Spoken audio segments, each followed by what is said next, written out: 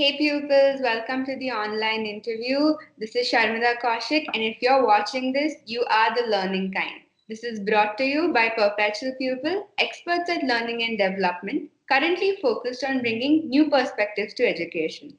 I'm very excited to introduce Maiko Okuda today. She's a traveling educator with over 15 years of experience in teaching primary education and has started a primary and pre-primary school in Bangladesh. She also teaches Japanese in Japanese schools around the globe. Let's hear more about it from her now. Hi, Maiko. Thank you so much for coming. Could you tell us a little more about the school that you started in Bangladesh and what inspired you? Thank you so much. Actually, we are started last year for in a Bangladesh school. This one is the me my friend and I has started. So why means that the Bangladesh now many women started to work, but still not have a chance to give them for that some space. So then we'll start it for something new or new uh, like curriculum. We take up put it for that. Okay. What inspired you to start it, and what were some of the challenges you faced while starting the school? Yeah, that's for us very new for the challenges because our background is only teaching. So first of all, that things everything prepare. For example, place and amount and teachers, and then we will decide to um, like start it. But after that, a little bit difficult because how to manage that is a very big issues. So then we discuss with the Bangladesh people and teachers, and then now it's still going on, but still we need more kids. Just we have like 10, 15 now, so that's why slowly grow up, but still marketing side we need. Okay. So how is it running now? How are you able to manage it all the way from here, from India? That the main person will there in Bangladesh. That teacher is a head teacher. Then the person is a management of that. And some of them, sometimes we contact each other, then we know what is going on. But I also have to go there to see how is going on, like that. What is the name of the school, Michael? The name is a Bogura Hoikuen. That Bogra is the name of the place, and Hoikuen is that pre-primary school. The meaning, the language is a Japanese. Hoikuen. Huh. Okay. What does it mean? Like pre-primary school. Oh, it means pre-primary. Yes, Okay, interesting. When did you visit Bangladesh, Michael? I visited. I have visited last year, August and October. Okay. When was the first time you visited when you decided to set up the school there? That is August. That time we nothing to the place. Just my friend find a place and constructing. Then that time some teachers are there. So then I will train. I trained of the teachers. Then 1 month I was there. Then Yeah. once I finish, I will come back to here and go again. Then it might be going on for the classrooms like Mm. that. You also did teacher training, you said. Yes, yes. So Still, what? yeah. Yeah, please go ahead. last year, no, that August, it was very hard time in Bangladesh. That some government issues everywhere in a bomb like that. Okay. So at that time, first it's okay, but middle of the August, it started to keep in at stay at home only. So Oh, especially I'm a foreigner there, no. So yeah. that's why the teachers come to my place Okay. to it's a, um, that time I trained them how to You teach, how to management for that classroom like that. okay. You still do teacher training? No, there are some not now. Not No. So when you do teacher training for teachers, what do you focus on when you're doing it for pre-primary students? I'm focused on each teacher's characters. Yes. Mm. Like? Like some teachers likes playing a lot with kids, and Yeah. some people likes more cooking. Some people likes drawing. Different types of teachers. So Yeah. then they should be like then they have a very good knowledge about this, no, and Mm. interesting. So that's why I focus on that. What they have, what they like, what they likes. That one, Nice. What would you say is the most important thing to teach in primary school? and that is I think the passion for Passion for that learning? to learning and for see that how to motivate for the kids. That is important. Right. Mm. You also teach pre-primary kids. At that So time, yes. can you tell some experiences you had while teaching and something which you still remember and you laugh about it? See, the kids are very like natural. See, if they want, they do. Then if the kids want to go out, they want. They but see, and that is that mind is very important for that adult. See, Yeah. and if once we became adult, no, then we something want but can't. Like a feeling will come first. So that's why that when I was teaching, some kids are very naughty, but she loves to pray. That time she got very a lot of smiles. Then we will decide it. Um, I asked her, "What do you want to play?" She told me, "You want to play with ball." But something uh, for her, it's a new for ball. Always she likes like kick a ball. But I try to like play with her for that throw it. Then Oh, another they knows how to play ball, but I want to add more something correct. new. Hmm. What do you like playing the most with kids? With kids, anything I like. See, sometimes like using a ball, sometimes like a drawing. Everything, their mind is playing only. So that's why they gave us for that many powers. Yeah, Even small things. If a pen is here, then that also a tool of the playing for them. Yeah, like that. why did you get into teaching, Michael? Why did you want to teach? Why? Yeah. Because my like big question what I do Mm-hmm. in my life is why have to learning what not only the small kids, but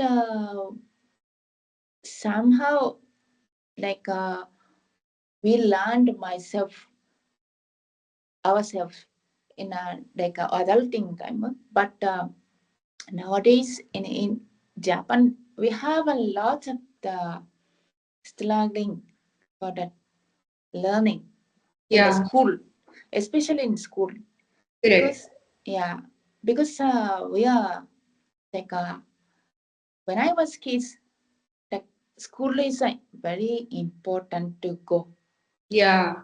because not only study, because we can meet friends and playing together. That's why I love school when I was kids. But nowadays, the school position is not like that in Japan. Oh. Somehow, not like some other kids want to go. That kids also there, but someone doesn't want to go because Mm. many rules. So Yeah. that's why, yeah, some student are not like additional like school. Then some, but for me, the still I'm thinking that they not answer it. But school, that is a community and Yeah. society. I believe it. Yeah. Yeah. So that's why I need a place for learning, getting new knowledge with others, getting new skills from others. So that's why school is important. I'm thinking. Yeah, that's very true. You should enjoy going to school. It shouldn't Mm, be yes. an obligation. Mm. Which was your favorite subject when you were in school, Michael? Favorite subject is like mathematics. Mathematics. Oh. Yeah, and PE actually. Like, Oh. uh, What did you play in I PE? see. I like sports. I like playing sports. So we have some curriculum, no? Then I teach like throw, how to run, how to swim, how to jump, how to skipping. I teaching, but for me also enjoying because Yeah. I like sport, no? Yeah. And for mathematics, somehow it's like I like because that the kids has a own solution how to getting that not only pra- 1 plus 1 like this, not only somehow memo memorize is important, but if question comes from that word, no, then how why this one should be like this. That's a thinking cycle I like. Hmm. Some kids want to use some blogs, and some kids want to use some memos like a drawing. That is Yeah. a very meaningful actually. Okay. Hmm. Very interesting. So you have taught in many countries. You have taught Japanese. Uh, Hmm. why is it important to learn Japanese, even though you're in a country where you don't need the language so much? Could you tell me why it becomes so important? Yes, because for our country, only one language. Then if the kids came to another country, but they have to go back to our country within 5 years. Some people are going back 2 years. After 2 years or within 2 years, they will go back. For example, in now I'm here in India. The kids going to the international school, they always learning by English. Hmm. But once they will go back to Japan, they will go to the Japanese like a government school only. So that's why our curriculum, everything there. Actually, that for in any countries, that's why once when they will go back, they have to going the school smoothly. That's why I like to I'm thinking for language is important. Yeah, correct. So, how is the private schools and public schools in Japan? What is it too different or is it very similar? And how many kids go to public schools? How many kids go to private schools? How many I'm not sure, but most of the people, 80 more than 80% Hmm. go to the public school only. Yeah. Why? Because they are free, everything free. And each areas we have a public schools. Like Hmm. here, same. Then Yeah. we normally we will decide it the public school near to our house. Then we Yeah. can go by not bus, we can go by walk. Okay. Only kids they will walk to Oh, school. Uh, nice. What is the difference you see in public schools in countries like India and Bangladesh compared to public schools in Japan? mm. In India, I know only few. Yeah. I visited only Bangalore school, but only one, two like this. Okay. That how is it different? It's like kids somehow like girls kids and boys kids separately sitting, Yeah. and then uh, the everyday curriculum are there, and the starting after starting Hmm. some class are there. Then middle like 10:30, 10 to 10:30, they has some snack time. Yeah. Huh. But for us, no snack times. Even we reached at 8 until 12, we are studying. We'll like a class only. But I think that snack time is very nice for, yeah. And then after we are, af- after 12, we are like having lunch. But in India, most of the kids bring the lunch box. But Hmm. for us, lunch box is a very special day. Oh. Only like one time, or 1 month, one time. That's it. But normally we will serve ourselves.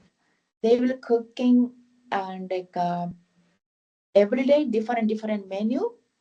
Then they will somehow it's a school make cooking also. Then we will serve ourselves soup, rice, and something so on. Oh. That is a different. Yeah. And after lunch, we have a cleaning time. O- Every school we have not Okay. clean like see, we have a desk and chair at the school inside of the classroom. Everything clean it and we wipe it and like not mop but cleaning the floor also and on the table also everything like on window also everything cleaning every day. That is our custom. Okay. So you said, Maiko, that when you go back to Japan, when the Mm, kids have to go back to Japan, there's mm, only one language, Japanese. yes. Yeah. Here in India, there's actually a debate that is going on about two languages in schools or three languages. So the three languages would be English, Hindi because it's widely spoken in India, and the mother tongue. So if you're in Karnataka, then Kannada. If you're in any other state, then that state's regional language should be compulsorily taught in schools. That is the three language policy. We also have a debate going on against the two language policy that says that only English and the regional language should be enough. There's no need to add one more language in the syllabus. Um, Compared to this, how do you feel about having one language across the whole country in Japan, Maiko?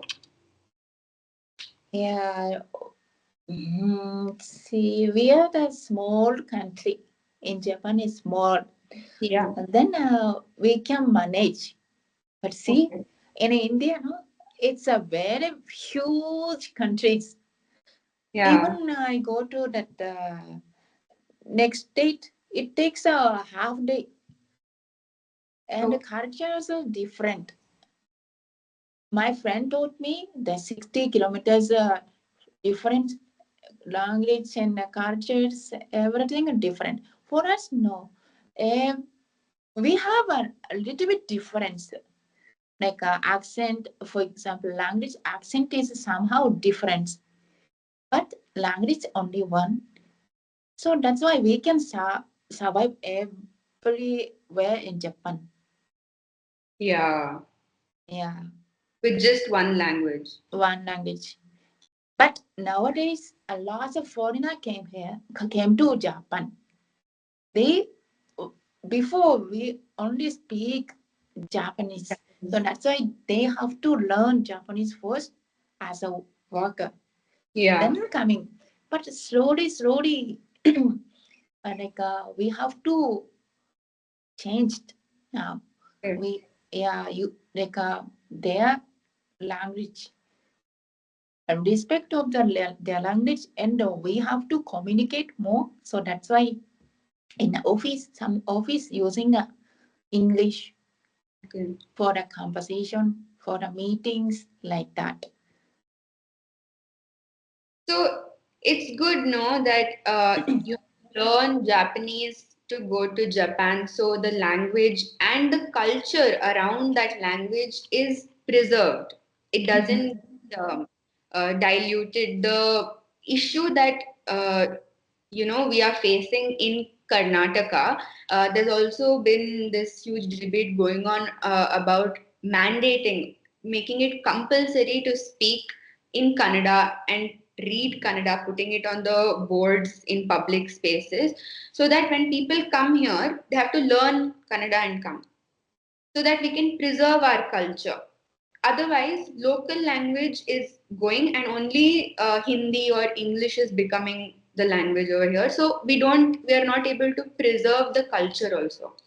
So do you think in that way it is better that Japan has one language and the preservation of culture is happening? Actually, this one, I think, full, not decided, I guess, in until long time, because this topic is very huge, very Yeah, important also. But I saw that school in the small kids, like UKG, LKG, kids are yeah, starting learning for that own language. Then yeah. after grade one, they're learning English and Hindi also. It's a very amazing for me. But teacher told me that Okay. small kids are more like easy to memorize. So that's why they learning three languages. Yeah. Yeah, but for us, we are learning second language English. Hmm. It's around 9 years. 9 years will start Hmm. quite long Late. late, Yeah. no? So now, if I'm a kid, I Yeah. want to try to go to Indian school. Okay. Yeah, Interesting. because I working here now. Then my Hmm. colleagues from Karnataka. Hmm. But our custom is a whole India.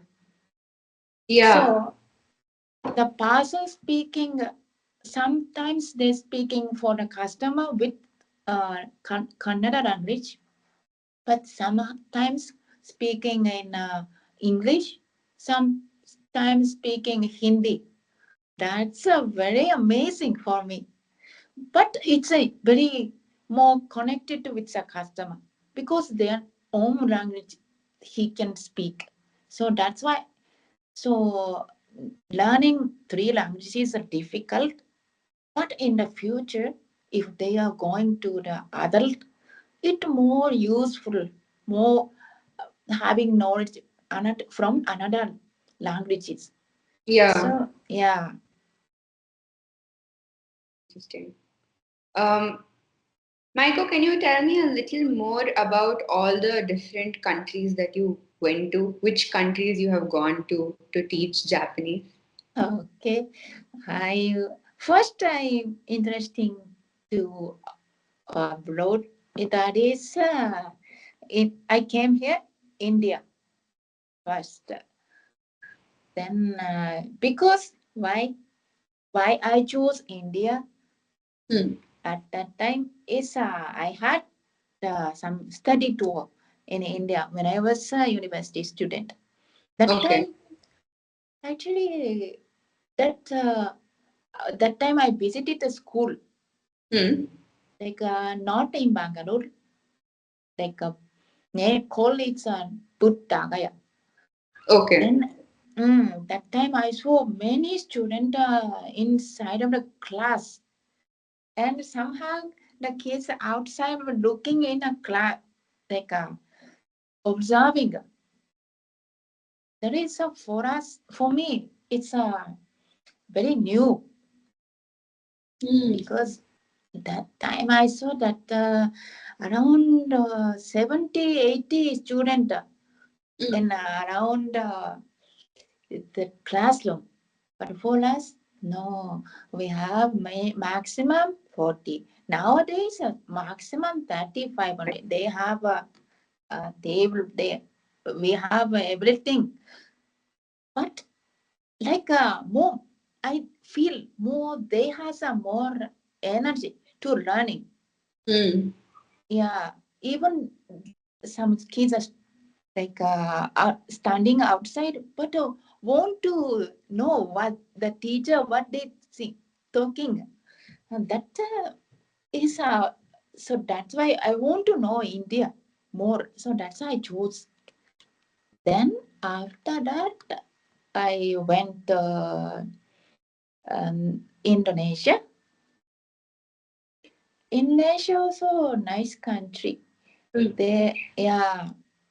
Then the different culture, but they are at the time they are like a growing time. Yeah. So then the now like same as now in Bangalore, a lots of the traffic Yeah. and constructing a lot. But now it was smoothly. Huh. Yeah. Now, yeah. Then yeah, people are so nice. Then visited Indonesia 4 years. Hmm. Indonesia also same as island country. Yeah. Japan. Yeah. Yes. So then I'm very interested for the visiting another place. See, Yeah.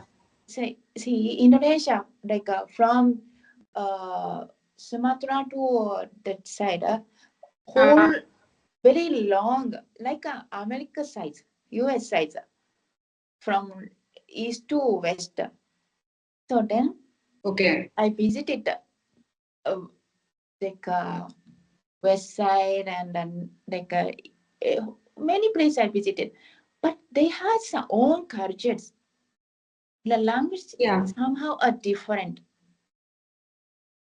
and face also different. Yeah. Yeah, and religion also different. And, yeah. Yeah, for me, it's a yeah, I had a feeling different of my country, but I can manage because they can speak English. That is why I can manage. Yeah. Huh. And then after that, I went Brazil. Okay. Yeah, Brazil. See, we have like 100 years ago, many Japanese went there. So that's why I saw many people like my face. Mm. So that's why I'm not feeling like a foreigner Yeah. because the I met someone, then they speaks me with Portuguese. But at the time I didn't know that. Yeah. But I feel happy because I'm not feeling a foreigner. It's different. No, so that's why I want to learn. Like the feeling came. Uh, then that also a nice country, different because they are like some more music and go out. They like that lifestyle. Uh, then I go to China. China at uh, see China.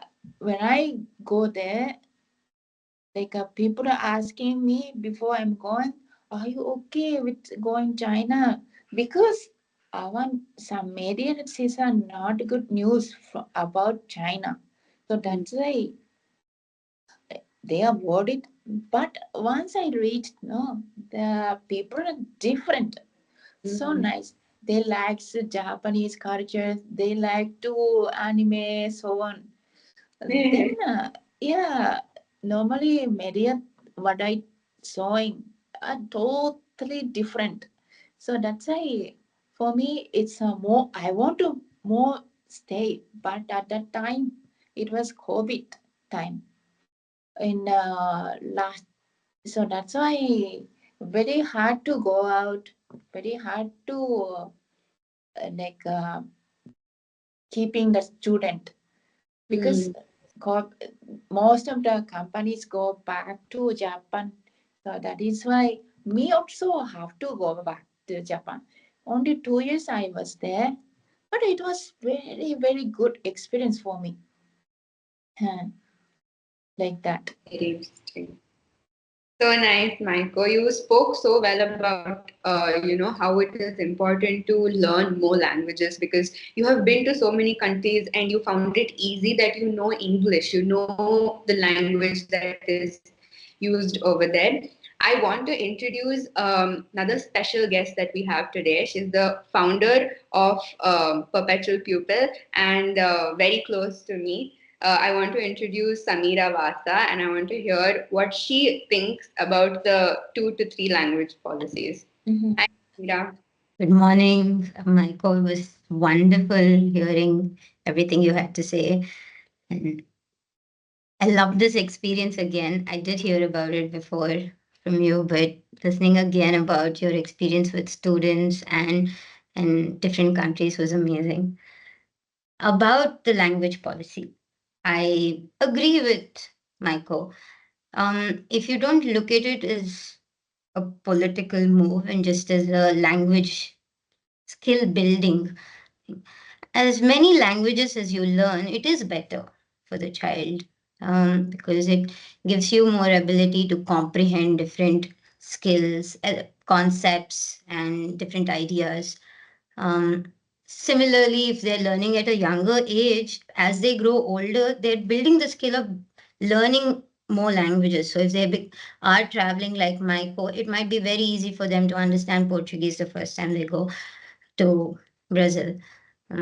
I agree, more number of languages is always helpful, but maybe not enforcing people to choose the language that they have to study as either Hindi or the local language. They can choose their mother tongue, hopefully, because that's one way to preserve culture. Yeah, that's true. Very enlightening. Um, you both, Maiko and you, Samira, you both teach a language. Samira, you have taught English before, and Maiko teaches Japanese. Um, Maiko, what would you say is the most important part of teaching a language? Hmm. Teaching language, behind the language, we have many things for Hmm. the histories, cultures. So that is why we have to continue my own language because if more focus on English, we some differences. We cannot speak on not only English. Some word is cannot make a word in English. So that is why for me it's a teaching language.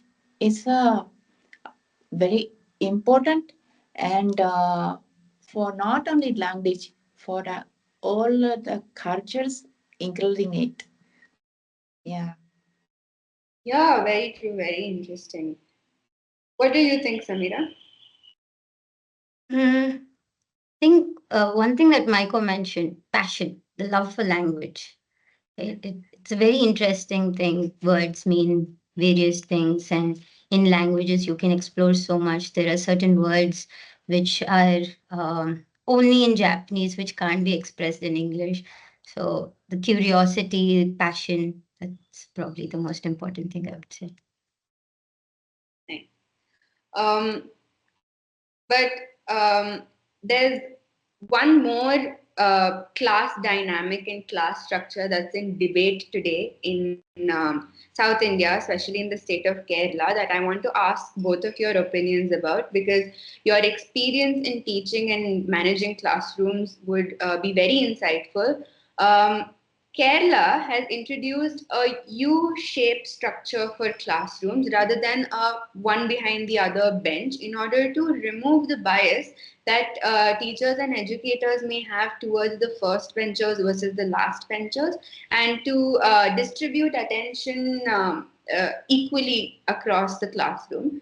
Um, do you think that structuring this way will accomplish this goal, Samira? Partially, yes. Maybe not all classes, because I think it's the relationship the teacher builds with the first benchers and the back benchers that is built over a period of time. You get to know them through their roles in the class and how you are going to uh, provide the instructional design to them. Um, Maybe in certain classes, definitely where group discussions and project based learning is happening, I would say the U shaped structure will help. Very interesting. Michael, what do you think about arranging a classroom in this manner? I agree with Sandra because yes, depends on the class what they do. For my class also depends. If they will take a exam, we cannot like this U shape. Each one person different places Hmm. from front and back. And if project basis, we are more making a small groups like three people and four people, then get together like making one. Then somehow the learning, the U shape also good somehow. For Hmm. example, like a um, teacher teaching or some kids are in front of the Yeah. uh, yeah, then they can see easily, they can do listen easily one by one. Hmm. Then some that kids might be after grade like 8 because if first grade they doing the speaking started with neighbors. So that's why somehow the grade one and grade two need a more basic what like skills, how to listen, how to learning, how to sitting like that. Huh. But for me, it's agree with Samila. Um, so I think that brings us toward the end of our interview and our podcast. It was so amazing. I'm actually sad that it's ending. I want to have more such discussions with both of you, and I'm gonna. Uh, I have to thank you so much, Maiko, for being with me throughout, staying with me on phone calls and giving us such a wonderful story to give to our audience. Thank you so much for coming. Samira, you too. Thank you so much. I think that all our audience should see the face behind all of the work that's going on with Perpetual Pupil and the learning kind. So thank you so much for coming. To all of you, don't forget to like, share, and subscribe. And until next time, don't stop learning.